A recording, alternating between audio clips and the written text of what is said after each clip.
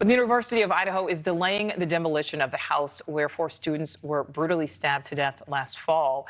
It comes after the discovery of asbestos and lead, which has to be removed before the house can then be torn down. The university adds that pausing the demo till October is the right thing to do. But that month happens to be the same time the trial is set to start for Brian Kohberger, who's charged with 4 counts of murder. The owner of the house turned the property over to the university earlier this year, and officials there decided to tear it down since it is a reminder of the grim reality of what happened at the house. But there's been some backlash. Some of the victims' families expressing how the house could still play a vital part in the prosecution's case. So let's dig into this a little bit more. Let's bring in NewsNation Law and Justice contributor Jennifer Coffendorfer, as well as Peter Tragos, a personal injury and criminal defense attorney. Peter, Jennifer, thank you both for your time. Jennifer, I'd like to start with you. So we know that as of right now, this demo that a lot of people were up in arms about is paused until October. October, as we know, is when Kohberger's trial is supposed to start. How likely is it that this demo will happen at the same time as the murder trial?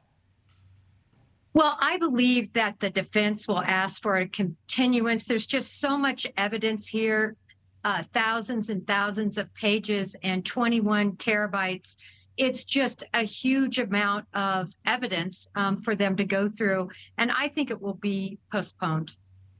And Peter, I kick it back over to you because, again, you are a defense attorney, a criminal defense attorney, and we know that the defense team, has not objected to this house being torn down. Is there any possibility that there is still some type of evidence left in that house? It seems like the two sides don't think so, and the judge has also released the house mostly by stipulation of the parties. But I think when we come at it from a victim's perspective, because I also represent victims in civil cases, and when you have a victim in a case that's a little bit on the outside, does not quite know everything the state attorney knows, doesn't know everything the defense team knows, they're scared that this house could have had something that comes up and is important in the future. So why demolish it now? Why not wait until after the trial in an abundance of caution to make sure there's not one more test or one more piece of evidence? We haven't even heard the alibi from Brian Kohberger. If we are going to get one, he has until July 24th. So if the house got demolished and yet there was something in the house that could have disproven that alibi, then we'll be sitting here thinking, why did this happen? And I think from a victim's perspective, the University of Idaho made the right decision. Yeah, and Jennifer, I kick it back to you because, again, we see the 4 walls of the house. So the house is still standing. But, I mean, it turns out inside there's been a lot of demo that has happened. There's been a lot that has already actually been removed from the house, aside from any potential evidence. But do you have any concerns that there still may be something in there? I think it's very important that they keep it up. I'm on the same page with Mr. Tragos because there is so much that can be gleaned. For instance, acoustic information. What did it sound like when people were on those stairs? What was the exact vantage point that Dylan Mortensen had when she looked out the crack in her door?